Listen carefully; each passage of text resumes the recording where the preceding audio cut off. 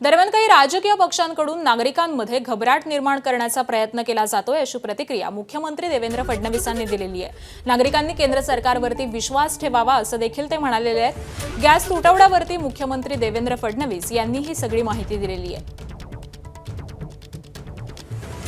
नागरिकांनी केंद्र सरकारच्या निर्देशाप्रमाणे वागलं पाहिजे।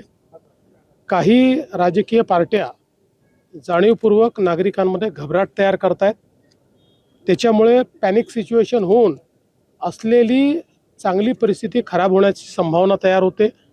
लोक साठवणूक करतील, जर त्यांच्या मनामध्ये अशा प्रकारची भीती निर्माण केली तर त्यामुळे या सगळ्या भीती मनातनं काढून केंद्र सरकार मोदीजी नीट सगळ्या गोष्टी आपल्याकरता पाहत आहेत, त्यावर विश्वास ठेवावा। एबीपी माझा, उघडा डोळे बघा नीट।